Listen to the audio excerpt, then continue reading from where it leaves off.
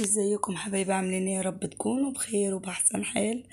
النهارده عملت العيش المصري يعني البلدي بتاع الافران، بس عايزه اقول لكم جميل قوي. عملناه من فوق البوتاجاز من فوق، تمام، وتحت الشوايه طبعا اخد لون. هنا طبعا اول حاجه معايا طبعا 5 كيلو دقيق، يكون دقيق عادي جدا اللي هو بتاع التومين، وكيسين خميره فوريه. طبعا الدقيق انا نخلاه برضو بالمنخل، معلقة ملح كبيرة، تمام كده، يعني هو ملح وخميرة وخلاص.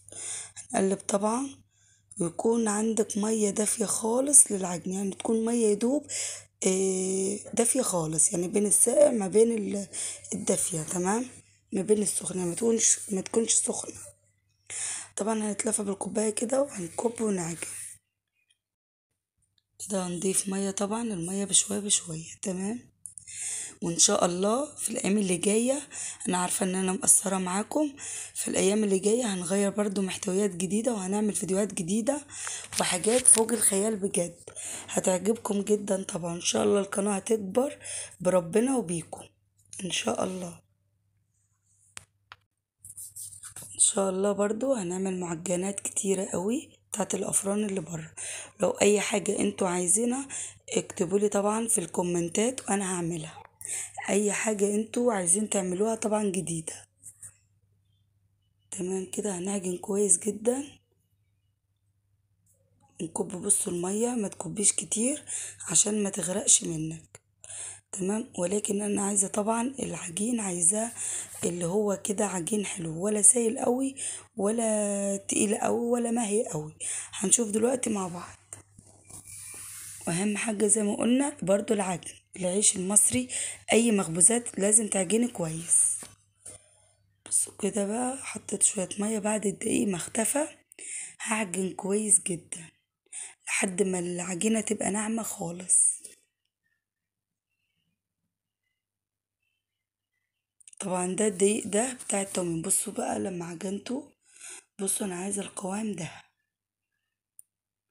يعني العجينة حلوة، ولا ماهية قوي ولا تقيلة قوي، تمام كده. بليت كده مية من فوق كده، بليت ايدي وخلاص كده. بقى هسيب العجينة تخمر، بعد ما تخمر كده هتاخد بالظبط حوالي ساعة بس. بصوا بعد ساعة اختمرت وبقت زي الفل. طبعا هنا برضو عندك طبق فيه دقيق وصينية فيها ردة.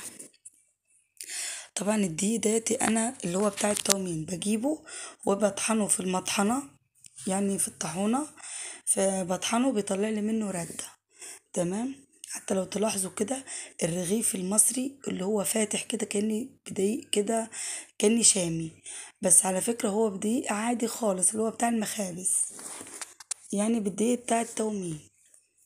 طبعا كده انا بتلافى قطعة قطعة وببلها في الدقيق وهحطها في الردة. تكوني طبعا مغرجة الصينية ردة كويس، تمام كده. حطوا لايك طبعا يا قمر، انتوا بتتفرجي.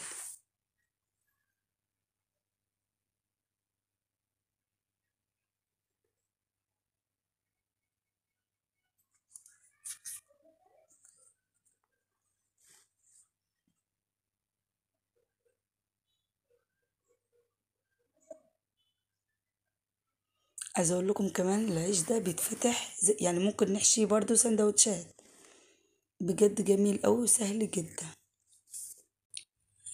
تمام كده. بعد ما اقطع كده حباية كده خلاص هغطي باقي العجين، وهنبدأ شوية ردة طبعا وعلى ترابيزة، وهنفرد العجينة طبعا بعد ما ارتاحت شوية دقيق كده، وهنفرد كويس جدا، تمام كده. وهنفرد بالفرادة دي، تمام.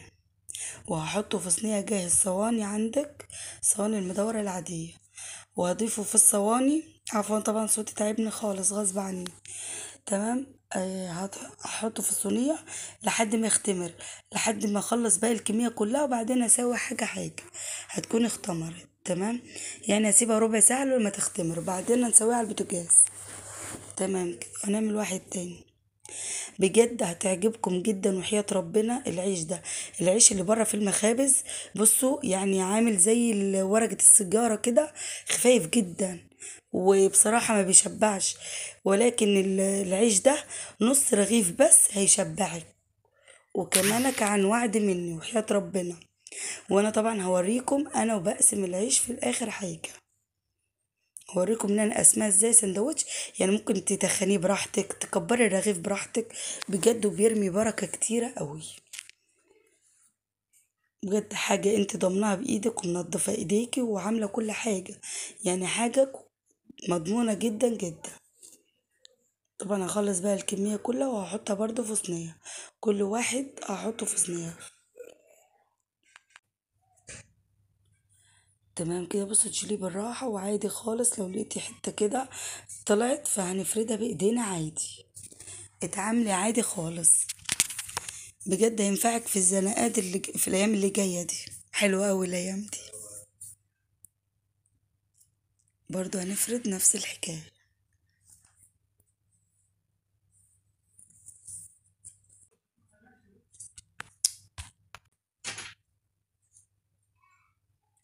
تمام برضو كده هنفرد. وهنضيفها طبعا بالصينيه. طبعا انا حاولت ان انا افرد كذا واحد قدامكم عشان نعرف ازاي بيتفرد بكل سهوله.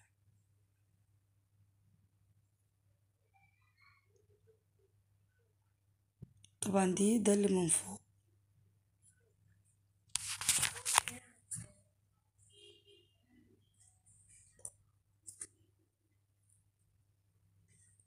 تمام.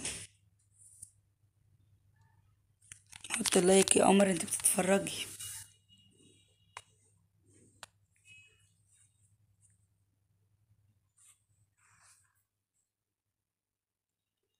تمام طبعا.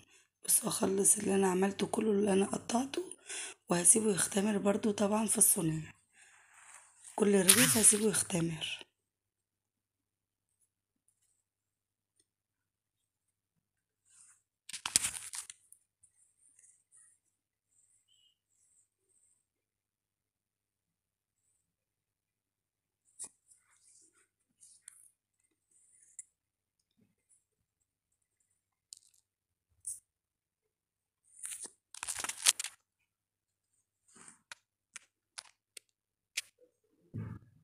تمام.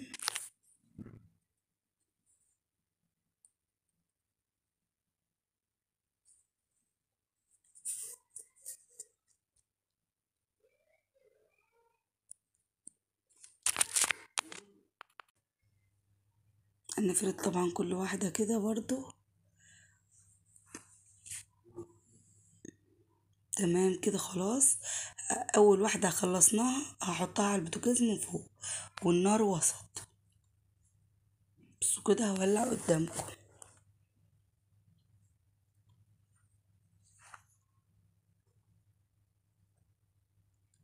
طبعا بصوا كده تشمع من فوق. طبعا نكون شغالين في الفرن الشواية بس. هنزل بيها في الشواية لحد ما يتنفخ. بصوا بقى بعد ما اتنفخ يعني شمعناه من فوق على البوتاجاز وبعد كده في الشواية. بصوا بجد جميل قوي قوي هيعجبكم جدا. وطري ومنفوخ وعسل وزي الفل. يعني بصوا تقسمي، يعني بصوا احلى من الجاهز اللي بره بكتير طبعا. وحاجة نظيفة وانتي طبعا عاملاها على ايديكي. برضو واحد تاني كده هشمعه. بصوا طبعا بعد ما شمعه ده العيش البلدي اللي هو يعني المصري اللي هو البلدي بتاع المخابز. بصوا ايه رأيكم؟ بجد حلو وتقيل كده ومنفوخ وزي الفل. بجد هيعجبكم ومشبع جدا جدا. كمان حلو قوي تحشيه المدارس للأولاد.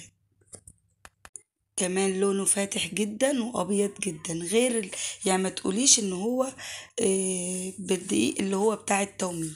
بص انا بقسم كده من جوه مفهوش غلطة ولا لب ولا اي حاجة. ايه رأيكم؟ بجد تحفة قوي قوي. بصوا حاجة جميلة قوي وهتعجبك قوي. كمان طعمه روعة جدا. والرغيف كبير واعمليه وشبعي اولادك. عجبكم الفيديو لايك وشير وسبسكرايب تفعيل زر الجرس، واللي ما اشتركش في قناه المكراس يشترك. اعملوا لي متابعه على صفحتي على الفيسبوك. وبصوا بقى، جربونا عجبكم، اكتبوا لي في الكومنتات عجبكم ولا لا. بجد تحفه جدا وجميل قوي قوي. اشوفكم على خير ان شاء الله في فيديو جديد. باي باي.